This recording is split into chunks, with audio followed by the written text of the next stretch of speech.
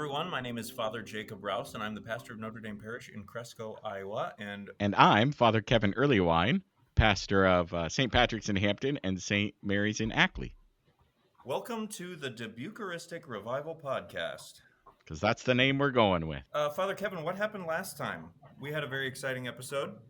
Oh, yeah. For those who haven't listened, our first 3 episodes were kind of all about journey in faith. And so we talked about the vision of Journey in Faith. We talked about evangelization, which is one of the priorities of Journey in Faith. And we talked about the pastoral plan, one of the other priorities of Journey in Faith. So we encourage you, if you haven't listened to those, go listen to those 3. They're kind of connected. But today, we're shifting gears a little bit. What are we talking about? Today, this episode should be being released in the beginning of October. Mhm. October 4th is the feast day of one of my favorite saints, St. Francis of Assisi. So in fact, today we're going to be talking about Franciscan spirituality. But, Father Jacob, did you know? I mean, many times when people think of Franciscan friars, they think of the guys with the brown hoods and think you have to join a monastery and such. But did you know that right here in the Archdiocese, we have lay people that are part of Franciscan spirituality groups right here in the Archdiocese? You don't have to run away, join a monastery to join in Franciscan spirituality. Wow, I didn't know that. Right here in the Archdiocese. And here I thought he just loved animals a lot. Yep. There's a lot more to St. Francis than that. So. Oh, well, I think we're going to learn about it. So it's a hidden gem right here in our Archdiocese and probably all over the world, actually. I love St. Francis, Father Jacob, because as you may know, as you recall, and some of our listeners may or may not know, but I spent a little time with some Franciscans myself, so that spirituality resonates with me. And I only in the last year learned we have some Franciscan spirituality groups in the Archdiocese, and it fascinated me so much that that's kind of what inspired me. One of the things that inspired me to relaunch with you Dubuqueristic Revival Season 2. So I was like, man, we have these neat things that exist in our Archdiocese that I didn't even know about, and so others probably don't either. So we wanted to share the word. So today, I think we have some special guests with us to talk about these Franciscan spirituality groups. So we have Deacon Jim Wolf and Rosie Guerrero. So I'll invite you to introduce yourselves, who you are, and where you're at, what you do in the Archdiocese. Go ahead, Rosie. All right. Thank you, Deacon. I'm Rosie Guerrero. I am in Cedar Falls, Iowa. I actually teach at Columbus High School in Waterloo. I teach theology there. And I am part of the Sisters of St. Francis Franciscan Associates in Dubuque. I'm Deacon Jim Wolf, and I live in Mason City. And I'm a deacon in the Archdiocese for the Archdiocese of Dubuque. And I am a member of the Secular Franciscan Order. Secular. Yes, secular. Like secular music, right? Yes. So when we talk about secular, basically, usually what people think of is non-religious or non-church. In this sense, secular means lay people and diocesan clergy that are not in a religious order. So it's a little bit more specific differentiation with that.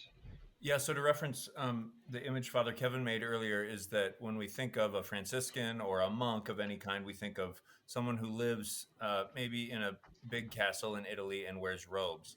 So you're saying that there's different levels or I guess intensities of being a Franciscan. Is that correct? And there are Franciscan friars, and they live in friaries, and they are more in the communities traditionally than the monasteries were.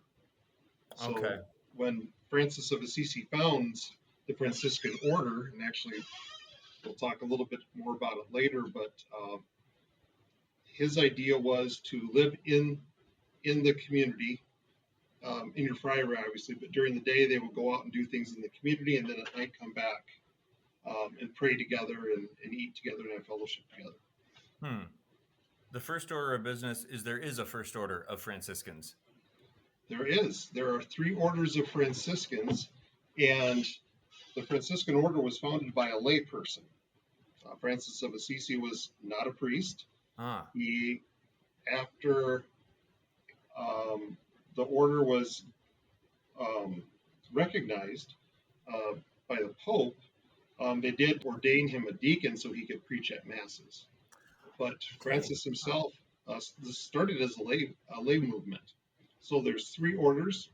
The first order are friars, and they can either be priests or lay brothers. And the reason he used the term friar was the idea of being humble and being lesser. So friar would be like a little brother or a little father, if you look at the Italian from it. The second order are nuns, N-U-N-S, not having none. And those are the 4 clares that were founded by Clare of Assisi, and they are actually cloistered. So if they live in a monastery, and they are cloistered in the monastery. Then we have the third order, and the third order is divided into 2.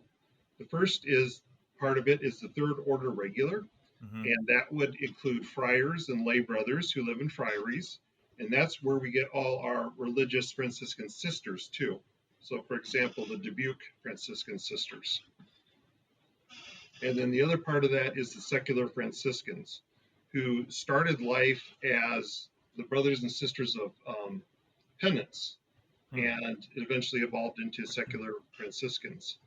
And so what that means is that we live a normal life. We live with our families in our communities, and then we come together and meet in community, and pray together and learn together and have fellowship. So that's what we do as secular Franciscans. Wow, so that's something actually I have forgotten, that St. Francis started out as a layperson. And just for the benefit of the audience, a layperson is someone who's not ordained a priest. That means probably a majority of you listening right now, you are all lay people, and that's where we kind of get the phrase in layman's terms. Not that you're lesser or anything, but it just kind of goes to show that St. Francis was a regular guy, just like all of us are just regular people that God calls to something. Yes, he started this as a personal faith journey, and we probably aren't going to get into depth, but with his life, and you can read about it. There's many books about him and biographies about him. But he started it. He had a conversion experience, and this conversion experience kept drawing him closer and closer into it. And he had about 3 years or so of this conversion experience before he started gathering followers, or they actually started gathering to him. So just to recap, there's the first order, which are Franciscan friars, like you imagine, living in community in a friary, praying and working and cooking. Then you got the second order, which is the poor clares, and these are all female, and they're nuns, N-U-N-S. Then you've got the third order, which is people who are living as Francis envisioned, but blended into the world, right? Well, there's the 2 parts. There's the third order regular, who are the sisters and the friars, and then there's the third order secular, who are the lay people and clergy, diocesan clergy, who are secular Franciscans. So one diocesan clergyman from France who has ties with Dubuque was a part of the secular Franciscan order, and I'll give you a guess if you want to guess who that is. Is it St. John Marie Vianney? Yes, it is. Wow. 10 points for Father Kevin. Okay. Yeah. Yes. He the secular Franciscan order was seen as a response in Italy and France and Spain and the other parts of Europe and the United States as a response to this new modernism in society, and this moving away from the church, because now you had people that were in the church or that were living in society that were still part of a order. And the first order and the third order, the sisters and the friars, they go out, and a lot of the friars will serve the poor or have some other type of mission where they are serving people that are less fortunate. So there's a balance between what Francis wanted was a balance between they had the first 12 guys, and then after I think a year and a half, they started getting more and more. But they would go work during the day, they would either beg for their food, or they would simply go and work for a farmer or somebody just as a day laborer and beg for food. And then they come back, and like I said, they would pray together, they would eat together, and they lived in community. Yeah, so I understand that there's three. We have three of these secular Franciscan groups right here in our own archdiocese. Can you say a little bit about them, and then how did you, Deacon Jim Wolf, become affiliated with the one you're affiliated with? Yes, we have 3 fraternities in the Archdiocese of Dubuque, and then there's 2 more that are down in the Des Moines area. So we have one in Dubuque, we have one in Waterloo, Cedar Falls, which is St. Mary Fraternity, and that's the one I started with about 2.5 years ago. And then we have a new group in Mason City, St. Bonaventure Fraternity, and we were founded by long-term members of St. Mary's that had been driving down to Cedar Falls for years, and were living up in the Cerro Gordo County and Mason City area. I got started. I got a cold call from one of the people in the before Bonaventure was officially founded, from the St. Mary Fraternity, and they were looking for clergy. They were looking for clergy in the Archdiocese to serve as a spiritual advisor, and you could think of that as a chaplain. And the first choice for spiritual advisors are the friars, but diocesan deacons and priests can also be them, and so can a secular Franciscan if you really can't find anybody. But that is our connection that helps us connect with the Franciscan order. So I tried it out. I kept coming back. I have some Franciscan blood in my family. One of my mom's cousins, Sister Janet May, is a Dubuque Franciscan sister. So I grew up knowing about that.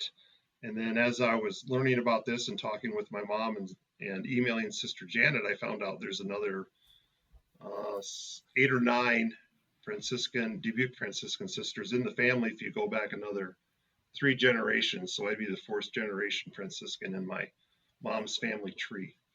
Wow. And as a deacon, it called to me by, the deacon, one of the things we do is we help people that are poor. We help people that need help. And there's a lot of, the diaconate has a lot of overlap with Franciscan spirituality. Yes, because the diaconate has a lot to do with humility and service, as did St. Francis. There's some have speculated if St. Francis himself was ever ordained a deacon or not. There's some unclear things, but I've heard whether he was or wasn't that his spirituality very much embodies that sort of diaconal spirit. Yeah, stooping to wash the feet of the disciples. Yes, and it was all about humility for him and being humble and serving other people. He was probably, they think he was ordained a deacon because he could preach at Mass. They lost the details of where and when have been lost to time. But yeah, I mean, there's a lot to St. Francis that's more of him out in nature. He was praying and fasting, and he had these encounters with lepers in and around Assisi, and he was serving the lepers, and that's when he had one of his first transformative experiences. So as he was doing that eventually got worked into a way of life over time. Yeah. And the big part about being a secular Franciscan is we have the saying, gospel to life and life to gospel. So what we try to do is we live the gospel in a Franciscan manner according to our rule. So we have a rule for the Franciscan order. It was approved by the Pope. The last version was approved by Pope Paul VI, who is also a secular Franciscan. They're everywhere. They're everywhere. So was John the 23rd and the 6 popes before that, going back to Leo the 13th. Wow. So and I mean, this is an ancient order. So there's been, if you ever try to look at the history of the whole Franciscan order, there's all this stuff going on in different places. But the secular Franciscan order, it's part of the 3rd order, so it is global, just like the other 2 orders. So we actually have our local fraternities, and that's our where we practice our way of life. We support each other, pray together, and have food and fellowship together. And then there's the regional level, and then the national level, and the international level. So I've been able to go to 2 regional meetings up in the Twin Cities at a Franciscan retreat house. And so it's a neat opportunity to meet other secular Franciscans and talk with them how it's going in their fraternities and their lives.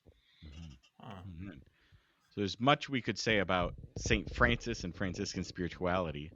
And that's interesting. Yeah. And we have these 3 secular Franciscan fraternities, I guess, is that the proper Yes. term within the Archdiocese of Dubuque. 3 local fraternities. You also mentioned, Deacon Jim Wolf, these Dubuque Franciscan sisters that you have some relatives who've been a part of.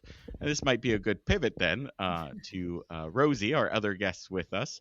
She is an associate of the Dubuque Franciscan Sisters.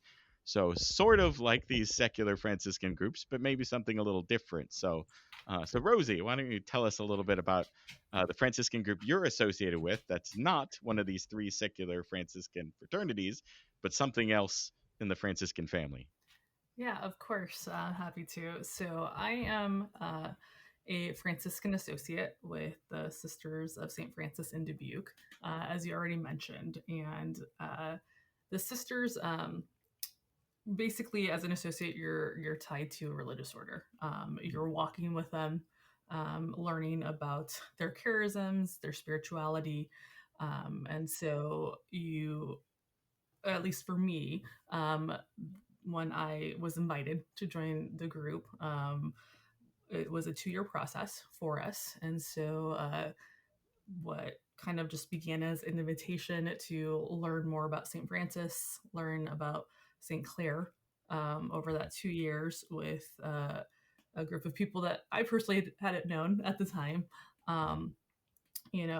has grown into a commitment to live out those charisms in my daily life and embrace them. Similar to what Deacon said, living out the gospel regularly, just bringing that into who you are, building that spirituality, but also like growing in community. I think that's kind of the tie there, is just having that community, having that commonality of the saints that we're drawn to because of the way they lived and their life, and so for me, yeah, it was 2 years. As I mentioned before, I was invited. It was a teacher that's now retired from Columbus. She said, you seem to live sort of that life already, and so this might be something that you would enjoy. And so I just remember it was I want to say it was either 2017 is I think when we started our group. It was myself. We had a sister, Meg Gummer from the Sisters of St. Francis there in Dubuque. She actually would drive to us. And then we had another associate who was one of their very first. If I remember correctly, she's been an associate for 30 years. So they've been figuring this out and doing this for quite some time. And it was myself, the teacher that invited me that's now retired, her name's Pat Wiss, and then 2 other folks who started out friends, and they've since gotten married. And so it was kind of a fun little journey on that. But we spent 2 years together. The Sisters of St. Francis, they've put together what they call that Franciscan way of life. So it's kind of like a program so that those that choose to, explore this as something that they might choose to incorporate into their life, kind of all are receiving the same formation, if you will. And so we spent 2 years learning about St. Francis, just talking, diving in, those discussions. We can't learn everything, right? And that's part of the joy, I think, in being an associate is we all, as a group, decided to become associates in the fall of 2019. And so we were commissioned in Dubuque there with the sisters. So, they were invited, and there were several other associates. So we had our group in Waterloo, but then there are other areas within diocese, even some over all the way to Western Iowa, that have these groups that are going through the Franciscan way of life. And so, in that fall, we were commissioned. We make a yearly commitment. There's a contract that we essentially agree to, because we are part of the religious order in a way. So we have what we call gatherings. So in the fall and in the spring, we get together. The associates invited to come out to the sisters there in Dubuque and spend the weekend with them. We're learning about what is going on in the community. We've been a part of kind of this transition of our religious sisters are aging out, and some of these orders, what's the longevity there? So we've been a part of that conversation and kind of walked with them in that. So beyond kind of those gatherings with them, we, as the smaller Franciscan Way of Life group that we started, we've added another person to our group who just went through the journey herself of choosing to become associates. So we gather once a month in community. We kind of have these readings that we go through, or books that we'll read, and kind of just discussions, but also, how are we supporting each other in living out the values and the spirit of St. Francis. Mm-hmm. Wow. Yeah. I have so many questions. This is really cool.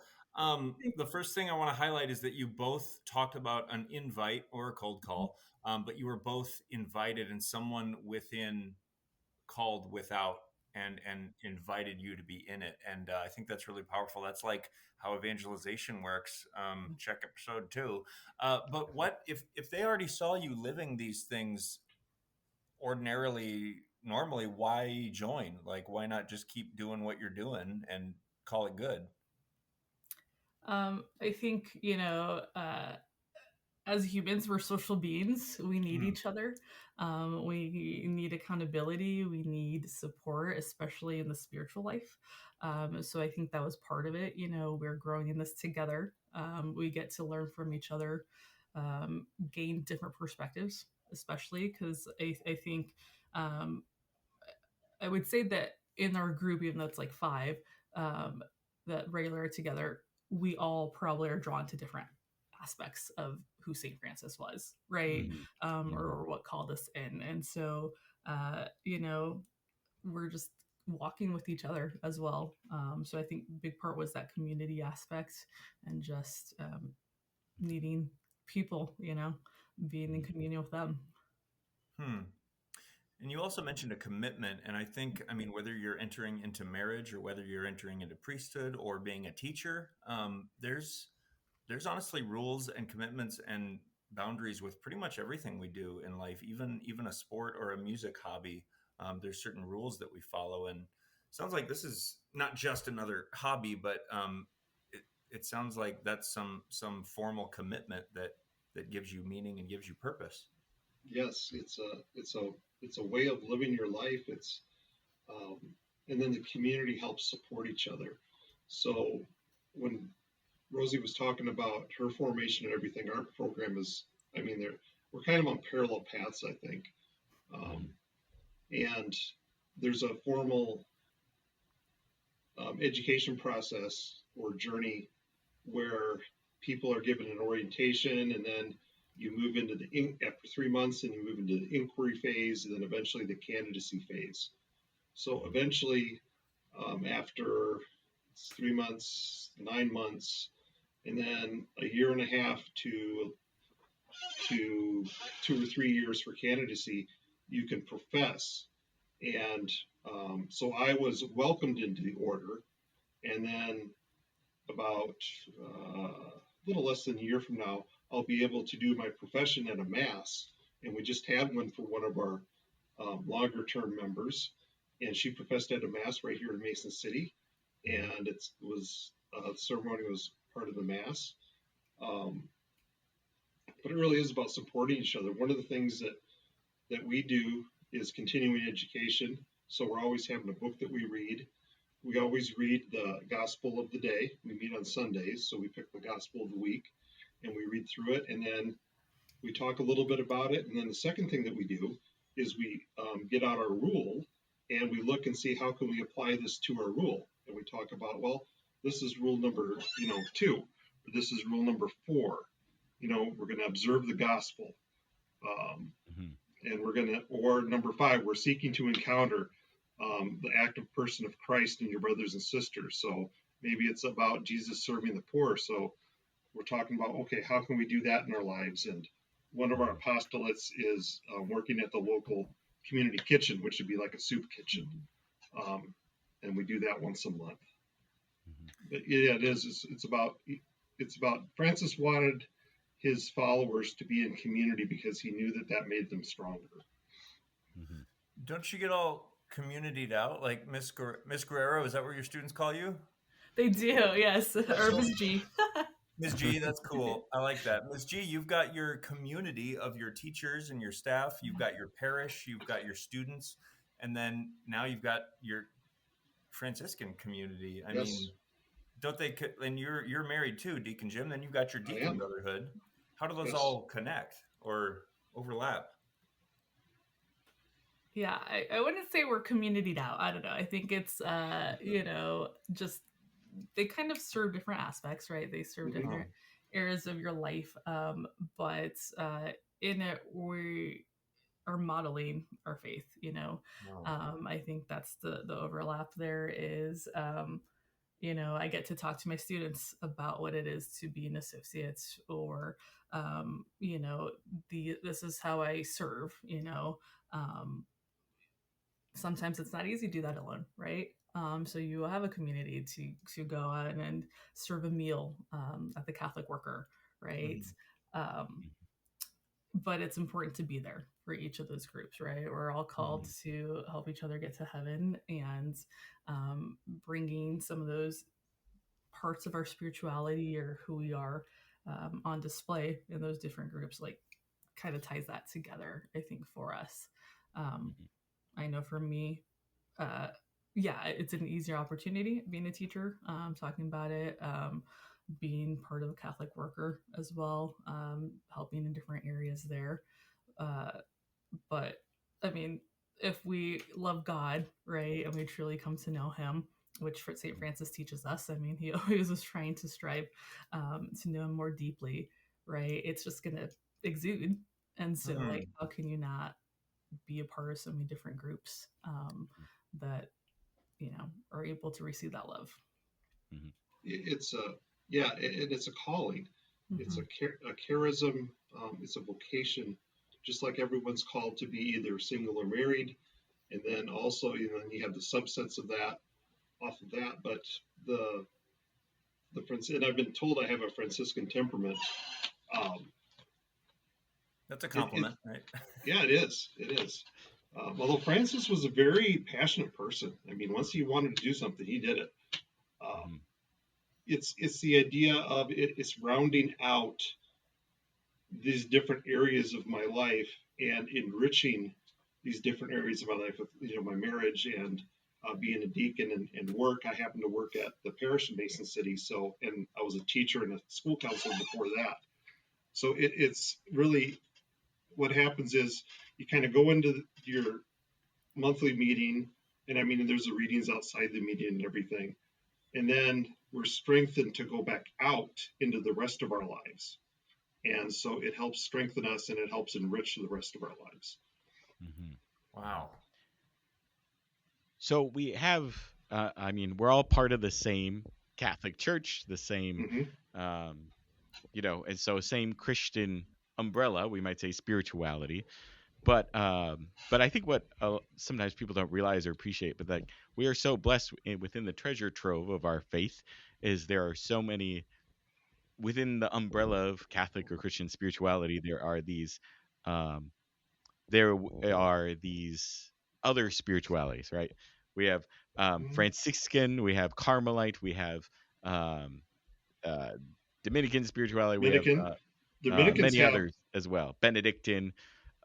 So I would say, so I guess the question I want to pose here, we've been kind of touching on this a little bit, but just I throw out the question both to you, Rosie and Deacon Jim, just if someone were to ask you, what is Franciscan spirituality? Obviously it's associated with St. Francis, but just like in your own words, kind of your pithy summary, what would you sort of summarize is, or how would you describe Franciscan spirituality? I'd like to talk about for a moment the connections with the different religious orders. Mm-hmm. Francis grew up, and he would have had Benedictines at Assisi. There was a monastery right there in Assisi. Mm-hmm. His first 3 churches that he was taking care of were basically satellites of the monastery, and they allowed him to repair them, Mm-hmm. and eventually live by and near them. And he also had interactions with Saint Dominic. They met in Rome at the Fourth Lateran Council, and there's a legend or a story about when they met. Francis gave Dominic his cord and his cincture, and he, in some ways, became the first Franciscan cord bearer. And some lay people are called cord bearers because they'll wear a cord or a cincture underneath their clothes. So really, when you start looking into this, and I've seen connections with some of Saint Ignatius of Loyola with some of the Jesuit things, and you see some Franciscan threads in there, because his teachers would have been his teachers were Franciscans when he was growing up, and he was around them. So they're all interconnected in a way, but they're all have a separate calling. No, I was just gonna add, I guess, so many things come to mind because I think St. Francis served so many. I mean, we've mentioned that, it's not just about the animals, but also just like his love for the poor and the vulnerable. And so just, I don't know, for me, Franciscan spirituality is just living that out regularly, taking his example in the many areas that he served, and just, trying to maybe live simply as part of it, but also just deepening my relationship with Christ and his example, right? Continuously turning to him and trying to build my relationship with him. Through his example of loving people no matter what, being willing to sacrifice. So, I don't feel like I can necessarily encompass it because I think it kind of means something different to each individual. But ultimately, I think it just comes to knowing God deeply and intimately, and then be able to live that out in those different areas. Because I know for me, creation is huge. Just taking care of God's creation, and I know Francis cared about that as well. I mean, if you read any of his prayers and how he speaks of Mother Earth and Brother Moon, you see that he truly had an appreciation. So to like know who God is that intimately, kind of is what it speaks to me in that way, I suppose. Yeah, Francis was a mystic. I mean, he loved Jesus. Franciscanism provides me with focus in the way I practice my Catholicism. Part of it is the participating in your local parish and in the sacramental life is very important. In reconciliation and in receiving communion and being in the parish life and serving other people, which as a deacon, that, like I said, those 2 ways of life have really overlapped a lot. It's not always about us. It's about God and this gift of the Father's love. And one of the reasons we see so many stories about Francis in nature is he was able to see God's creative ability and love in all of nature and all of our environment around us. So that's why you see the things about him. I mean, he looked and he would look out and see the birds and the trees and everything else, and he would see this is God's creation, and that would remind him of God. So for him, nature was a conduit to get to God. It wasn't the end, but it was hey, this is a way for me to focus on God's love and what I can do with that. I like how you use the word focus. That I think that's what spiritualities help us to do, is they help us to there's so many dimensions or aspects to the profundity of the Christian faith and the mystery of God and the mystery of Christ, right? And what these individual spiritualities help us to do is kind of we're all gonna there's gonna be certain dimensions or aspects of the Christian mystery that are going to resonate with us more deeply. And I think, as you said, like that these spiritualities help us to kind of focus in on certain aspects or dimension for that kind of give us a focus and direction. Yeah, it really does. I mean, I carry around my little secular Franciscan rule booklet with me. It's not very big. It fits in my pocket. And it's just, as I read through it, every day, pieces of it, it's like, oh, yeah, it's reminders. I should be going in this way. I'm a little too proud in what I was doing, and I need to be a little more humble, or whatever that is. With my family here at the parish, it does. It provides focus, and it's also been a fascinating. I was a history teacher, and it's just fascinating reading about Francis and the three orders, and there's so many stories there, and there's just so much more to him than the statue in somebody's garden. And that's good. That's good, but there's just this. He was a very passionate person, and he was very strict with himself. And there's a story about early on, they just had the 12. One of the brothers was trying to fast, and they wanted to be holy, and he literally woke up crying with pain one night, and Francis got them all together and said, all right, you guys got to eat. And I think this is an example for me of our practices, whether it's the rosary, Franciscanism for me, any of our devotions in the church, we need to remember that it's not the devotion itself that's important. That devotion is the vehicle for us to deepen our relationship with Christ, to deepen our relationship with God. And sometimes it's easy to let the devotion itself get in the way. That's the important thing, where that leads me. And the other thing is it's changed me. You look at anybody, any of the saints, once they have that first experience, that transformative experience. So it's going to change us too. And lest anyone accuse you all of just sitting around and praying all day, I mean, it sounds very much that you are focused and driven into action through your prayer. I mean, Ms. G, I'm sure care for our common home, earth is probably a really important thing. And then not just feeding the poor, but like battling injustice in our country and poverty. And it sounds like it's the contemplative life, but it's also the active life as well. Oh yeah, absolutely. I was just gonna say, I'm glad you mentioned that, because, if we really think of St. Francis and what he was doing, and his initial story, like he was such, he just went against the grain, right? Like he really challenged the church at the time, and I think it's really just inspiration for us, especially during these times. There's just so much, I don't know, turmoil, and it's so hard to sometimes feel like we have the ability to speak up. And so I think he does that for us. He gives us that courage in his example. So yeah. There's a story I read in the life of St. Francis also. I remember when he was starting his order, he was really torn because he had a desire for a deep prayer life, but also felt this call to go out to preach the gospel, to serve the poor.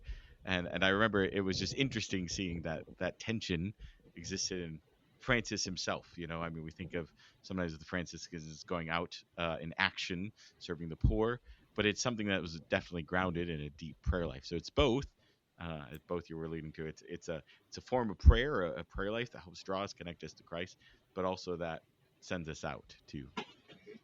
So. Yeah, it is. There's a tension there, and I think sometimes in the United States we forget that you can live in tension, and tension can be a good thing. Yeah, it's the Catholic. It's the both and. It's not either or.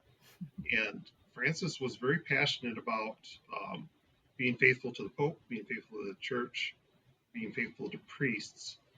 There was different heresies going on at the time, and he was very strict about. He didn't have any time for people that were heretics. He would talk to them and everything, and he would talk to them in a kind and loving manner. But as a humble person, he wouldn't put them down or tell them how to live. He understood that they had to make their own choices on how to live. And that's kind of a tough thing sometimes for us to accept, is everybody's got their own path. We've got to take our path, but then, I mean, even my wife, my 2 kids, they have to take their own path. It's like a parent. Your kid starts to grow up, and you realize they have to start making their decisions. That's not always easy to let go. Ms. G, I'm sure you see that for all your students as well. They're all in your classroom and they're all doing their own different path, and yet you want to guide them towards the joy of knowledge and education. Oh yeah, 100%. It is a challenge for sure, because you know that you have to love them first, right? In order for them to be open to receiving Christ, right? And so you just try to cultivate that as best as possible. Don't shy away from the truth, right? Speak to the truths of the church and all of that. We have to stand firm in our faith, of course. But I think, at least in the years I've been teaching, you see that change, their own hearts converting, right? It goes from just gaining this knowledge in religion class and theology class and actually going, oh, I actually want that relationship with Christ, right? Like I get to choose it. And so it's been a beautiful witness, right, to the faith in the church. I have hope for the future, right? Just what I've seen. I know I like to bring a lot of my ideas and passions, but it's good to see. Sorry, as you guys know, I have a dog in here, and so I apologize if you hear. I think it's very Franciscan of you. Yeah, it is very Franciscan. Talking about She's all creation, fostering, animals. And that's part of this journey here right now. We got a dog here with us. Yeah, I have a dog too, but I'm at the office, so back at home. But yeah, I think when they see your passion and your excitement for the faith, it gets them excited. And so I know where I'm at, just giving the students opportunity to create their own service projects, and tied into, say, a saint like St. Francis. They actually run with it. We've seen a lot of cool things.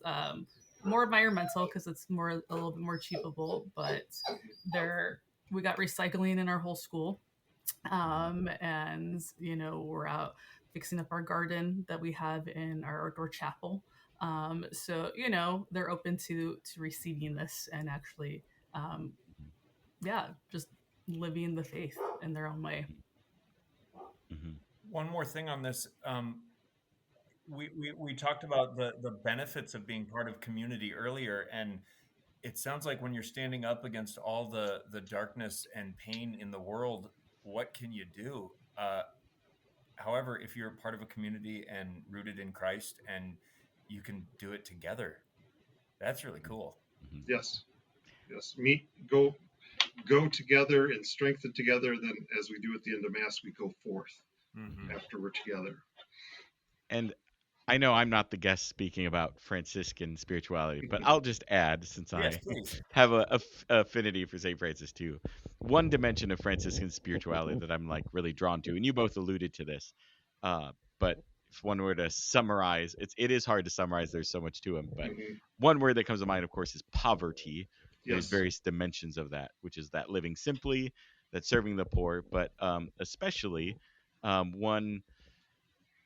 What really personally for me really drew me to St. Francis was what shaped his poverty wasn't just being poor for its own sake, but precisely in following Christ in his self-emptying, right? It's Christ's poverty that he's following. So looking at creation and recognizing this almighty, all-powerful, beautiful, wondrous creator God, and that God would lower himself so much, would empty himself. That is the poverty, the self-emptying, all the way to the point of the cross, right? And that's why you see the tau cross with the T, and you'll see the crossed arms in front of it with the stigmata. One is Francis's arm, you see it in the sleeve, and the other one is Jesus's arm. And Francis really wanted to emulate Jesus, and that's probably why he ended up with the stigmata, is he said, I want to be like you. For our listeners, can you explain what the stigmata is?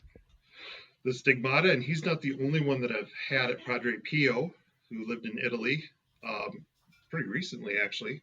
It is a person that has the marks of the cross on them, so they have marks on their hands and wrists where the nails were, and their feet, and then there's also a wound in their side, and they never heal. they bleed, and I don't know what to say. It's like, wow, the person was Padre Pio and Francis were so close to Christ and had emptied themselves so much that he gave them this gift, and they understood that they could suffer, and Jesus suffered for us, because in suffering for us, he not only breaks open the gates of hell, but everything that we suffer, he knows. He was there. Jesus suffered that, and more. So it's literal the marks of, and the people that have examined him say, it bleeds, and and it never heals. What are the Italians doing that we're not doing? They were both Italian, weren't they? They were both Italian. I don't remember who else has had them. I don't think it's. But yeah, so these wounds of Christ that miraculously appear in the body of the person, they receive in their body these marks of the wounds. Yeah. And we might add, along Christ crucified. So St. Francis received the stigmata. There's also the famous story that it was from an image of Christ on the cross, the San Damiano cross. Yes. He heard the word spoken to him, rebuild my church. And that's kind of what, for as you can see, it's falling into ruins. And that's part of what inspired him to go forth. So there's a lot of these connections to the cross. They moved the cross into a bigger church where the sisters are today in Assisi, but that chapel, they have a replica of it, is still there. It's like a 5-foot tall cross. And it has all this. If you look up San Damiano cross, just the imagery in it is beautiful. It's very Eastern Catholic Orthodox in its styling. But what he did is we talk about Eucharistic adoration. He basically did that with the cross and also with the Eucharist, where he would pray, and that would be his focal point. Veneration of the cross, we might say. We've established the orders and the history of St. Francis, and we've established that it is, in fact, a very good thing to be part of community, that it overlaps and feeds into all the other communities in your life. And if it's not obvious, I want to reiterate as much as possible that lay people are doing this. And what would you suggest, our dear guests, if someone listening right now wanted to either learn a little bit more about what it's like to be a secular Franciscan, or if they actually wanted to join, what would you recommend that they do, or where should they go? You can go first, Miss G. Okay. Thank you. So the Sisters of St. Francis, actually, I would say everyone's hopefully technology savvy, but they actually have a website where you can get some information. So there is a coordinator for the associates. So if you were to visit the osfdbq.org, you're able to search for associates, and there's like an interest page, and you would just reach out to the coordinator, and they would know immediately, right? Like if there's a group in your area, or if you can join in online, like via Zoom or something. But I'd say that's the easiest, and that's if like you don't know someone, right? Like if you don't know someone that is in a group, I mean, I'd say you can reach out to me if you're interested, and I can help set that up. But I'd say going there is the easiest to just find out, what you can do and to be part of it, because there's a lot of groups, I'll say that. So I'm sure anyone with interest would be able to easily learn about becoming a Franciscan associate. Yeah, that's what my fraternity says. And we still do a lot of things with St. Mary's down in Waterloo. Our formation, we still link that up. But yeah, going to a meeting, seeing what it's all about, meeting the people, seeing if it's a good fit for you. If you go to queenofpeaceregion.org, that will give you, you'll be able to find in Iowa, the Mason City St. Bonaventure group, or if you're in Minnesota, the Dakotas, Nebraska, La Crosse, any of those groups.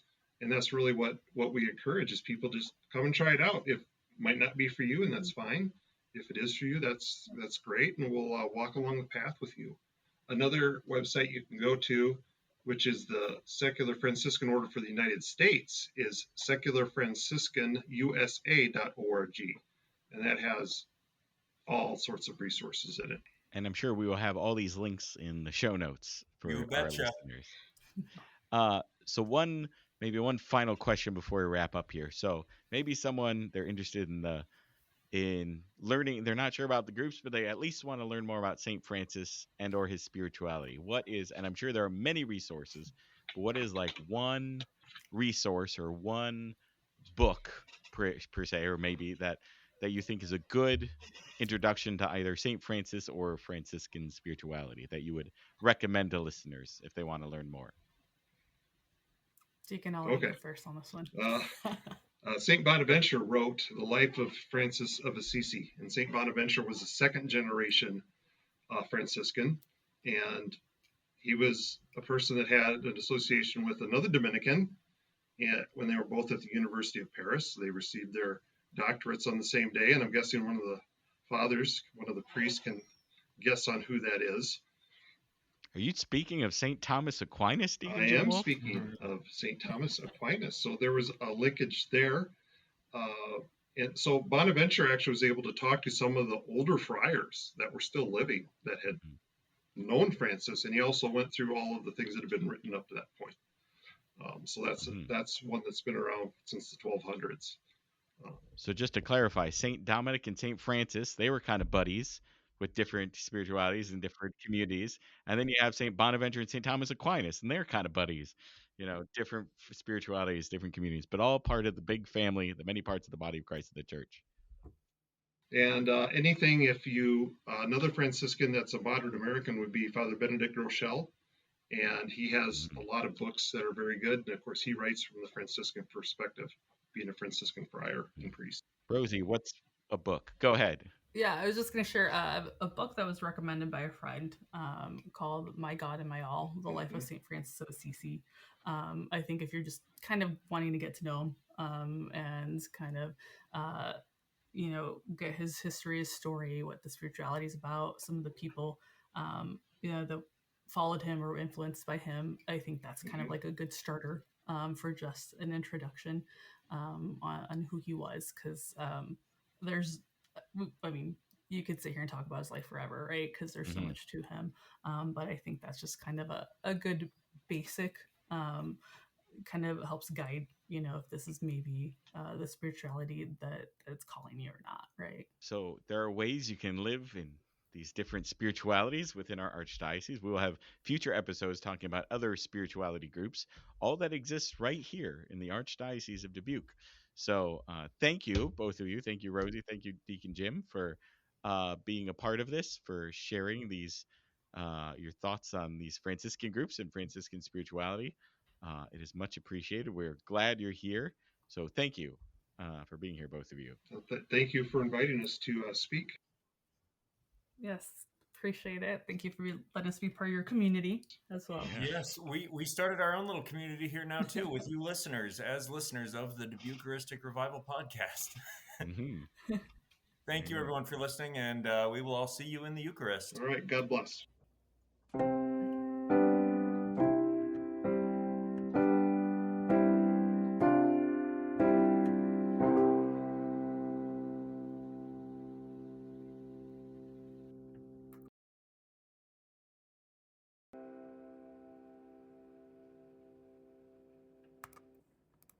Wow, great job, everybody. I have no idea what happened to the image. Video. Is it gone for you too?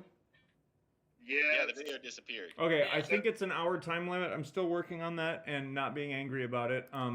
Wow, that was that was so good, you two. Thank you. Oh, thank you. Thank you for the invitation. Yes. An invite, yeah. So I could join one of these if I wanted to. Yeah. Yes. As a Catholic priest. Yes. Yep.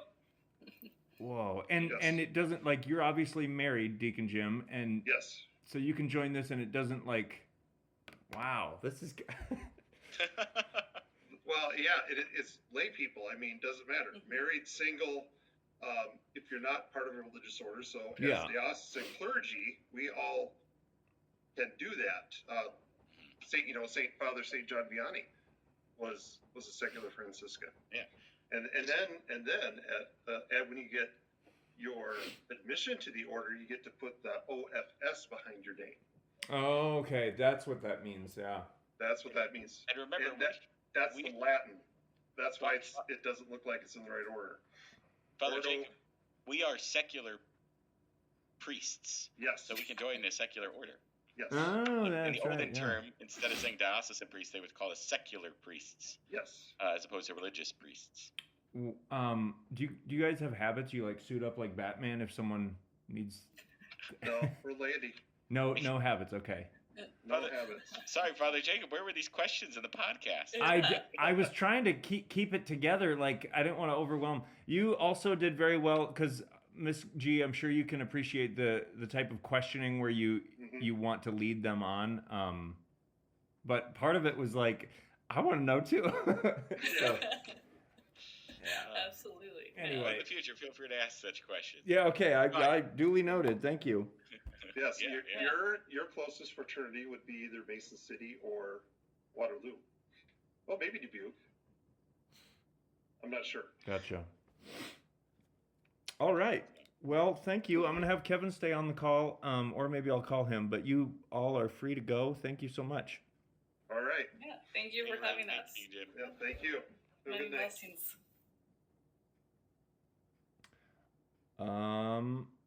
I'm still here. Okay, yep. Okay, I am signing off. Okay, bye. Bye. Bye. Good.